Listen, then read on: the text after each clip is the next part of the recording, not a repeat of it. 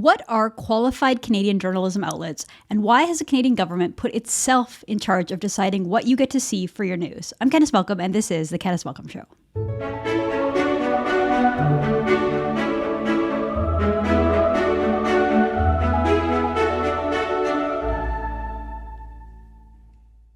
Hi, everyone. Thank you so much for tuning into the podcast. So we've been talking in recent days and weeks about the new legislation being put forth by the Trudeau government and how it restricts our ability to speak freely as Canadians. It impacts our free speech as well as freedom of the press. And today I wanted to look specifically at Bill C-18 and discuss how it impacts the news that you see. So it's called the Online News Act. And part of this legislation is designating certain journalism outlets as qualified Canadian journalism outlets. So in order to be approved by the government, we've learned, you have to be approved by a small board put together by the Trudeau government. So I want to go back to a Twitter thread put out by Jesse Brown. Jesse Brown is the publisher and editor-in-chief over at Canadaland. Put out a request to Jesse to see if he'd want to come join the podcast and discuss what he's found. He hasn't gotten back to us. If he does, be happy to have him on the show. But Jesse Brown writes this. He says, in 2020, the Trudeau government started paying ongoing subsidies to newspapers. It was a trip into the unknown. How did government decide which papers to bail out and which to let die? What about independence of the press? Big questions. Now, there are 2 years of answers threads. So this is a thread that Jesse put together back on April 4th. So he continues. He writes, meet the 5 people who decide which news orgs are qualified Canadian journalism outlets, which are known as QCJOs. It's a board of news experts, academics, and retired journalists paid by government to read articles from every news organization that applied and decide which are up to the snuff. So here we see the 5 people who are appointed to this Trudeau government board. And as you can see from this map, we have 4 people from Eastern Canada. Looks like 2 from Quebec, 1 from Ottawa, which is almost basically Quebec, and 1 from the Maritimes. You have no one from the entire center of the country, no one from the prairies, no one from the west, 1 person from Vancouver. So really not a very balanced organization here regionally, if you ask me. But these are the people who determine whether or not you are qualified. So Jesse continues. He says, in year 1 of the media bailout, the board passed judgment on 159 news organizations. In June, they released their first annual report. So how many news orgs from the 159 got in? Which ones? How much money did they get? Also, who got rejected and why? And so he shows a screenshot from the annual report. It shows the statistics. So between March 2020 and March 2021, the board has received and returned to the CRA a total of 159 requests for recommendation. Of those, 157 recommendations were QCJO designated applications and 2 were rejected. Okay, so 2 were rejected, 157 were approved. But as Jesse continues, he says they aren't telling. The names of the news organizations currently funded by taxpayers is a secret. The amounts they receive are a secret. The names of those rejected are a secret. And the reasons why they were rejected are a secret. The board meets in secret. There are no videos online of their meetings. No minutes can be read. Canadian newspapers said that they would die without government aid. This board decides which ones qualify for it. Their rulings could mean life or death for a news org, and it's all kept a secret. And he says, don't blame the board. It wasn't their choice. Governments chose to put this under the CRA, where tax laws conceal the names of the beneficiaries.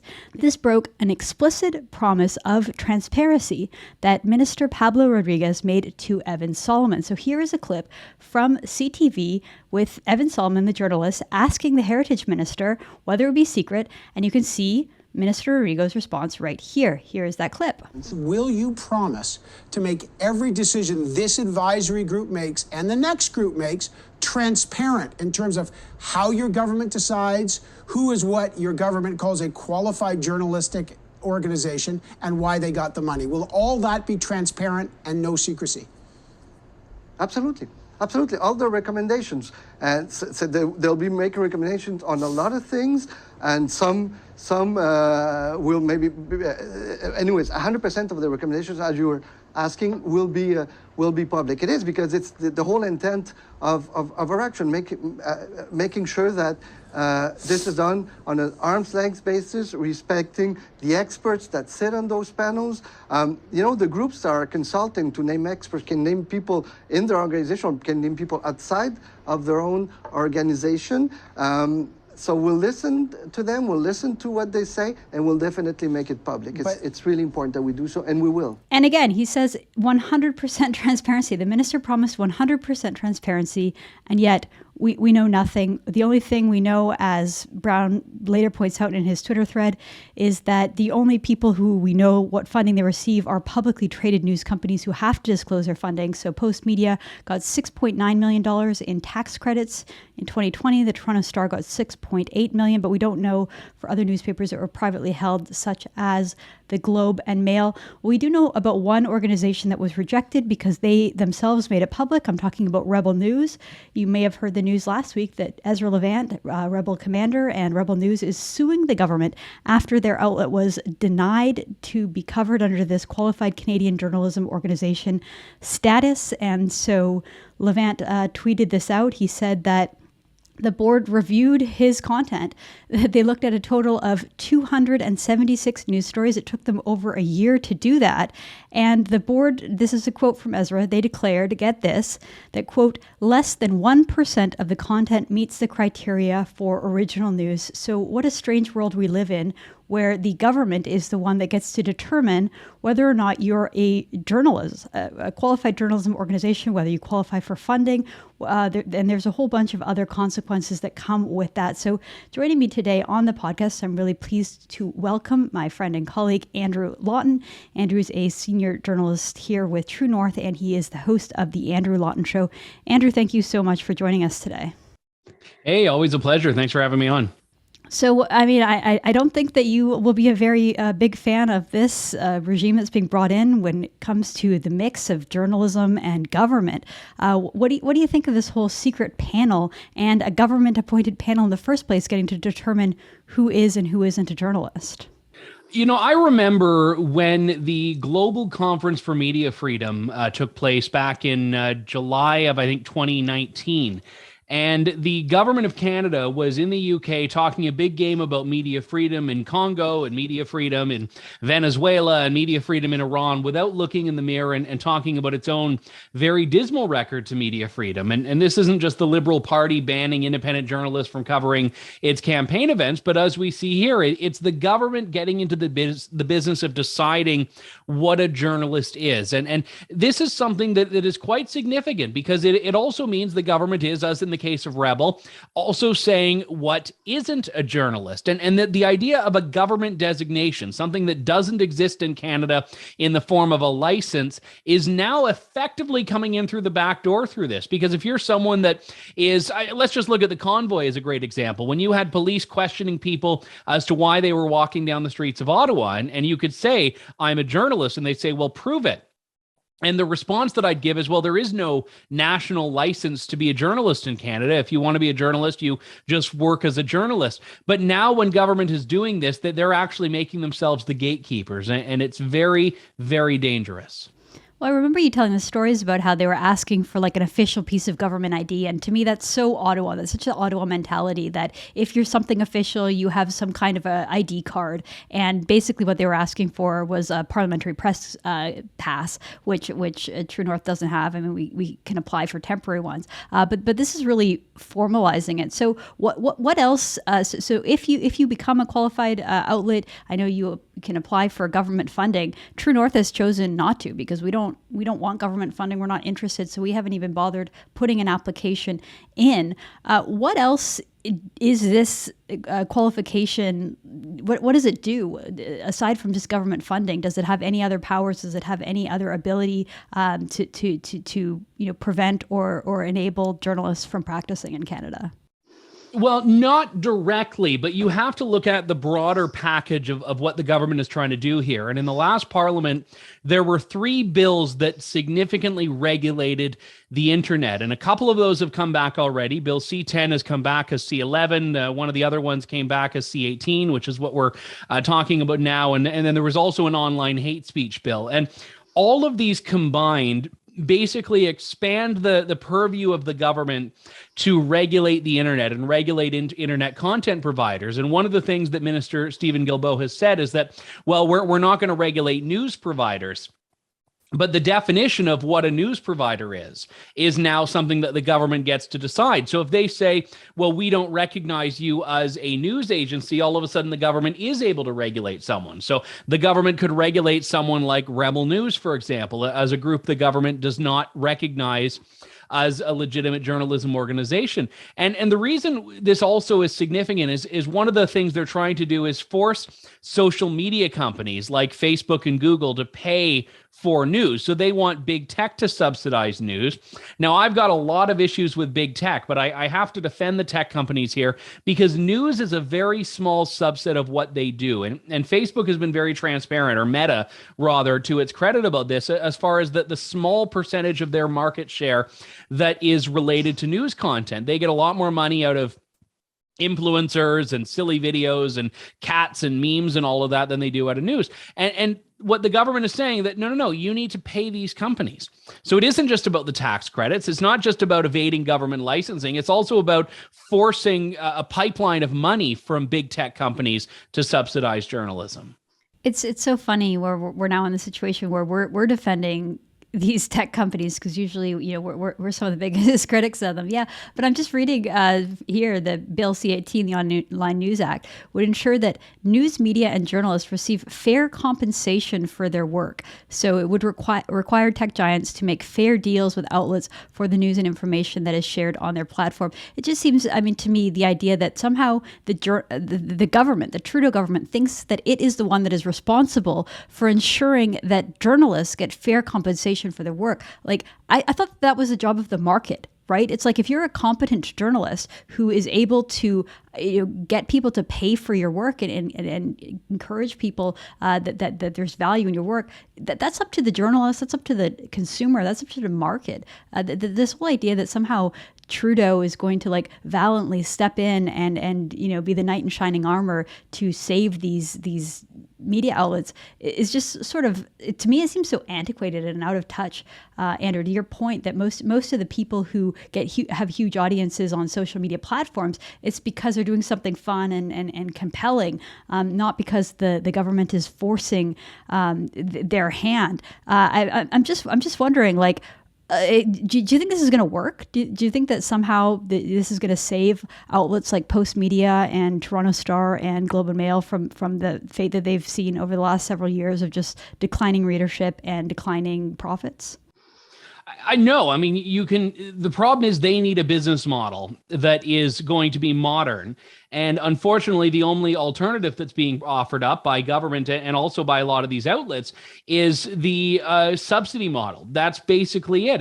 When we say find a new model, we don't mean replace advertising and subscriptions with government subsidy. We mean be innovative. Do what True North is doing. Do what Rebel is doing. Do what Epoch Times is doing. There's a whole host of independent media companies that have developed new models, yet newspapers have tremendous overhead. They've got these giant, multi-million-dollar buildings and downtown spaces. They've got real estate holding. All of this stuff. And it isn't viable. It isn't working at all. But the answer to that is not to get government to bankroll it, when even that hasn't exactly stopped layoffs for media companies. And interesting thing here about social media is that we are talking about companies here that are not messing around in some ways, and they're bigger than the countries that are passing these. I remember when Australia moved very aggressively to do a very similar thing to what Minister Guilbeault was doing, and there was a time when Facebook, in protest of this, banned you from sharing a link to an Australian news website. And I know for whatever reason, my website had an Australian server, and there was a time until I got it sorted out where you couldn't share a link to my website because Facebook thought I was an Australian, which may have been a compliment. I don't know. But that was a very chilling thing when all of a sudden you're trying to share a link and you're getting the old New York Post Hunter Biden laptop treatment of just the link will not post because Facebook has decided it's not worth the hassle. And I fear that could happen in Canada. Any companies that are saying we want Facebook to subsidize us, I would say, well, are you not posting your content on Facebook? Are you not using Facebook and Twitter to amass an audience? I mean, you need them more than they need you. Well, it's so funny because we were talking about this. I remember when this, because the media companies, the newspapers, have been advocating for this for a long time, and it was kind of funny, Andrew. I know in the early days when we were trying to get accredited for the Liberal campaign to have you embedded as a journalist there back at the 2019 election, they were saying, no, you guys can't come because you're not journalists, you're activists, right? And you do advocacy or something like that, which we don't, but that's just sort of code, their way of saying conservatives aren't welcome, basically, or conservative news outlets. But anyway, at the same time, the newspapers were doing a real advocacy campaign to the Trudeau government, lobbying for them to get this kind of treatment. And one of the things was that, everyone knows that Facebook and Google have sort of eaten the lunch of the advertising company. You can, if you wanted to buy an ad for a small business, you can target your audience so much better on Facebook and Google. You can reach the exact type of person that you want. Whereas if you put an ad in a newspaper, it goes to everybody, and most of those people won't even pay any attention to your ad, and you're not going to get good bang for your buck. So Google and Facebook do a much better job with advertising than these newspaper companies. But the idea was, people can share our content for free on Facebook. You go to like almost any link shared by the Toronto Star, and it's like the only ones sharing it are the Toronto Star. So somehow the Toronto Star wants to be compensated for the fact that they're sharing their own news story on Facebook. And then it's wild, because that's basically what this bill does, is making sure that Facebook and Google pay these companies for every time their link is shared online, even though they frankly, they don't get shared that much. A lot of the stuff they put out isn't that interesting. People aren't that, interested in sharing this kind of stuff. I wonder, you mentioned the whole Australia thing, and how Facebook kind of just flexed their muscles and said, like, we don't have to do this because all we have to do is shut you down and you have no recourse. Do you think that the tech companies are going to go along with this? Because all over this legislation it says we've modeled after Australia. When I hear that, I kind of laugh, because I think the Australia legislation was a failure. Like, they introduced this legislation, Facebook flexed by just completely shutting off all the news stories, like you mentioned, and then Australia had to go and rejig and rewrite their legislation so that it wasn't as aggressive, because Facebook slapped it down so hard. So I have a hard time imagining that big tech companies in Silicon Valley will go along with a government kind of trying to meddle in their business, meddle with their algorithm, tell them they have to pay. Once they do this, it sets a precedent that they're going to have to do this for all kinds of other governments. What do you think? Yeah, that's certainly the concern, is that all of a sudden, and again, these companies have invested considerably in government relations and lobbying, so they are engaging with government on this, and I know they're probably trying to exact concessions behind the scenes here. And again, how powerfully they're going to be able to do that, we don't know. Governments are committed more to ideology right now. They want to be able to say they're saving local news and saving journalism and all of this, but the result of it is that you have a journalism industry that is entirely dependent on government. And even if, this is why it's so brilliant, because government can pass a bill that makes Facebook and Google and Twitter and whatever subsidize news outlets, but it's government that's claiming the credit. It's government that's doing it without actually having to shell out the money. And they're saying, no, we're not subsidizing, we're not paying, but we're saving media. And in doing so, that is going to be very difficult for the next government to take away. I mean, we even saw in the last election in September, Aaron O'Toole, and we can have a different discussion about the why, but Aaron O'Toole was very reticent to say, we're going to rip up the $600 million media bailout and CBC defunding, because it becomes very difficult once government has decided to establish some pot of money for something, for another government to go and take that away. Which is why you never see the rollback of government policies. And that, you're right. I mean, I hate to give Trudeau any credit, but it's the brilliance of his campaign. And you can go back, because in 2015, Andrew, the Trudeau government pledged to quadruple a cut that had been made by the Harper government. So I think Harper cut $150 million, and Trudeau came back with like $500 million or something like that in additional funds. So he basically won that election in part by bribing the CBC, saying, if you elect me, you'll get all this money. If you elect the other guy, you won't, and you could lose your job, which puts a journalist in a direct conflict of interest, where their livelihood could potentially be at stake. They were so successful in 2015 doing that. They brought out the same playbook in the 2019 election, but made it much, much broader with the newspaper bailout because Andrew Scheer, the Conservative leader, was opposed to it. So all of a sudden, you have journalists covering an election where their jobs could potentially be at stake. How could anyone be fair in that scenario? How could you provide fair coverage? And then now we're in a situation where they're all on essentially the government dole. I mean, to me, it's wild. It's such a conflict of interest. There is no free press in Canada when you have the government this entangled in it. I mean, Andrew, you've worked in newsrooms, you've worked in legacy media in the past. Why is it that so many journalists are just sort of complacent and they barely cover this and they don't seem to think it's a big deal? They're allowing a government takeover of the free press in this country. Yeah, and I think a lot of them are, I mean, there are good people I've worked with in mainstream media newsrooms that I think know, well, I'm not affected by this. I'm not going to subsidize. I'm not going to, write favorably about the government because they've done this. So they don't see the broader implication. I mean, in every other space, the illusion of a conflict of interest is just as dangerous as a genuine conflict of interest. And I think there's a challenge in how the newsrooms themselves are. I mean, when the National News Media Council or whatever it's called has advocated for this, they have had coordinated campaigns where the front pages, literally the front pages of all mainstream media newspapers are instead a letter to the government saying, do this, implement this policy. And again, if you were to have to go back to our previous exchange about a party wanting to roll that back, if you were to have a party in, let's say 2025 or 2029 or whatever, saying we're campaigning on rolling this back, well, how are those newspapers going to respond? During the election, is there going to be a big letter on the front page of newspapers telling people why this policy is wrong? So the newspapers themselves have become the advocates, even if the individual journalists aren't, and that can't not filter down to the coverage that people are reading.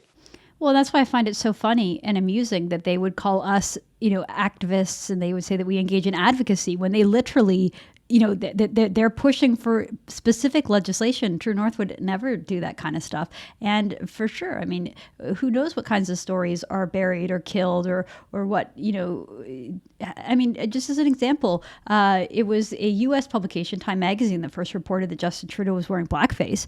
And almost immediately, a bunch of Canadian outlets put out follow-up stories that they had other pictures. So they were just holding. It was like the middle of an election. I think it was CTV and maybe the Globe and Mail or something. Global had another one that they had not done anything with. Global, yeah, they were just holding it. And so it's like, okay, well, we might as well release this now. To someone, it's like, what else do you have that you're not reporting because for whatever reason you've justified to yourself that it's not in the public interest? Again, I think we're heading down we're already there. We're already in this weird dystopian world where independent journalists are deemed to be activists, like the Rebel, like True North, whereas the actual legacy media outlets are doing advocacy, successfully lobbying the government, getting money from it, and then they create this club where they lock themselves out. So I guess final question here, Andrew, what does this mean for outlets like True North? What does this mean for organizations like the Independent Press Gallery?